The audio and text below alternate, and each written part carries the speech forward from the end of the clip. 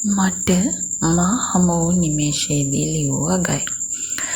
ජීවිතේට පුංචි අගය කිරීමක් ලැබෙනවා නම් හොඳයි නේද කියලා වෙලාවකට අපිට හිතෙනවා නේද? එක පුංචි හරි වටිනාකමක් අපිට ලැබෙනවා නම් ඒකට අපේ හිත හරි ලෝභයි නේද? කවුරු අගය කිරීමක් නොකලත් කාට වටිනාකමක් නැති වුණත් තමන්ට තමන්ව වටිනවනේ. තමන්වම අගය කරන්න වගේ දේවල් අපි කොච්චර අහලා තිබුණත් ඒ අනුව අපි ක්‍රියා කරන්න හැදුවත් පුංචි හරි වටිනාකමක් පුංචි හරි අගය කිරීමක් ලැබෙනවා නම් අපි කවුරුත් කැමති නේද? ඒක තමයි මනුෂ්‍ය ස්වභාවය.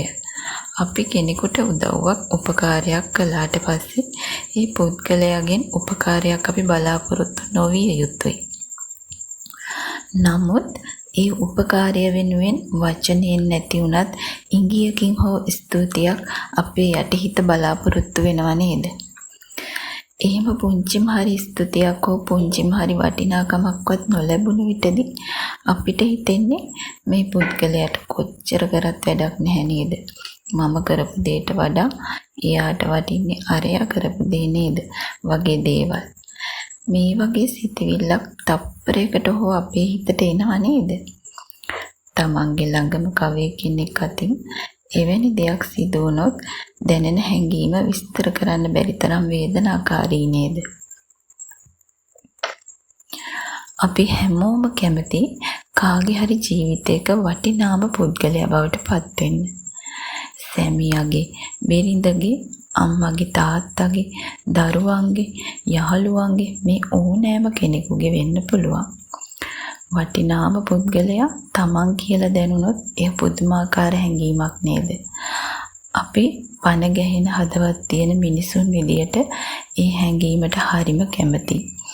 පුංචි දරුවෙකුගේ පුංචි ක්‍රියාවක් දිහා බලලා පුංචි අගය කිරීමක් කරලා බලන්න. ඒ ඇස් දෙකේ ඒ මුහුණේ උදුරන සතුට, ඒ හැඟීම රස විඳින්න. කුඩා දරුවගේ ඉඳලා වැඩිහිටි මහලු සියලු දෙනාම අගය කිරීම වලට කැමතියි. පවුල තුළ අගය කිරීම නිතරම අවශ්‍ය දෙයක්. සමහර අවස්ථාවලදී අපි අතින් නොදැනුවත්වම අපේ ළඟම කෙනෙකුගේ වුණත් ක්‍රියාවක් අගය කරන්න බැරි වෙන්න පුළුවන්. කාර්යබහුලකම නිසා හෝ එම පුද්ගලයා කරන මෙහෙය අපිට නොපෙනෙන්න පුළුවන්.